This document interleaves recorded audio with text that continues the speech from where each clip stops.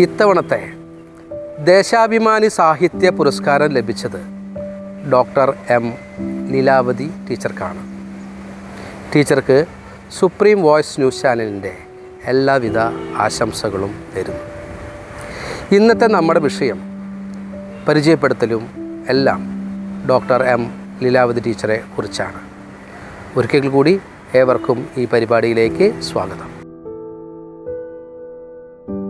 മലയാള സാഹിത്യത്തിൻ്റെ നിരൂപണ പ്രതിഭ doctor Leelavathi teacher സാഹിത്യത്തിനും ഭാഷയ്ക്കും നൽകിയ സംഭാവനകൾക്ക് ലഭിക്കാവുന്ന അംഗീകാരങ്ങളെല്ലാം ഇക്കാലത്തിനിടെ ഇവരെ തേടിയെത്തിയിട്ടുണ്ട്.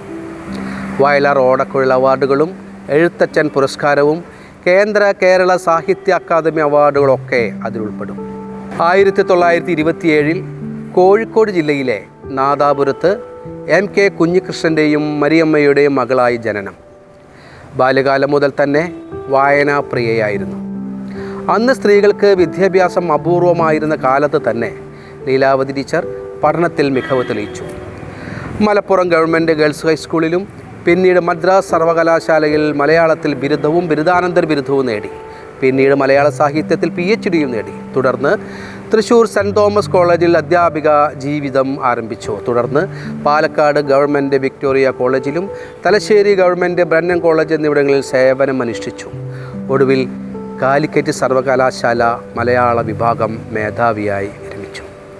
അധ്യാപക ജീവിതകാലത്ത് അനേകം വിദ്യാർത്ഥികൾക്ക് പ്രചോദനമായ അവർ വിദ്യാലയവും സാഹിത്യ ലോകവും ഒരുപോലെ സമ്പന്നമാക്കി.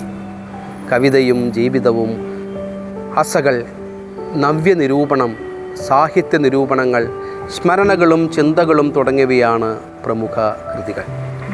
അവരുടെ രചനകൾ മലയാളത്തിൻ്റെ ആധുനിക നിരൂപണ രീതിക്ക് പുതിയ ദിശകൾ നൽകി. റഷ്യൻ സാഹിത്യകാരൻ ഷോളോഖോവിൻ്റെ നോവലുകളുടെ പഠനത്തിന് 1975 സോവിയറ്റ് ലാൻഡ് നെഹ്റു അവാർഡ് ലഭിച്ചു.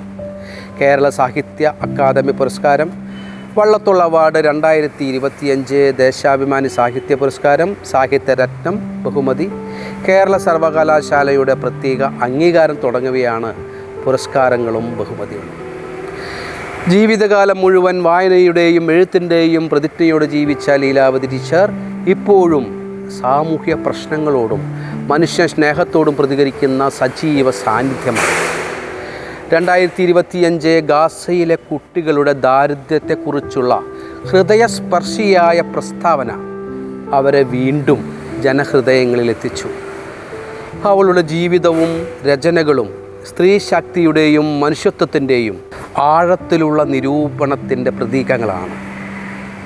സാഹിത്യത്തിനും ഭാഷയ്ക്കും മുതൽക്കൂട്ടായ 60-ലേറെ പുസ്തകങ്ങളാണ് ടീച്ചർ എഴുതിയിട്ടുള്ളത്. അത്ര തന്നെ അവാർഡുകളും അംഗീകാരങ്ങളും ഇക്കാലത്തിനിടെ തേടിയെത്തി. ഇപ്പോൾ ദേശാഭിമാനി സാഹിത്യ പുരസ്കാരവും ലഭിച്ചു. ഈ മാസം 28 കുസാറ്റ് സെമിനാർ ഹാളിൽ മുഖ്യമന്ത്രി പിണറായി വിജയൻ പുരസ്കാരം സമ്മാനിക്കും. ഡോക്ടർ ലീലാവതി ടീച്ചർക്ക് സുപ്രീം വോയിസ് ന്യൂസ് ചാനലിൻ്റെ എല്ലാവിധ അഭിനന്ദനങ്ങളും ആശംസിക്കുന്നു.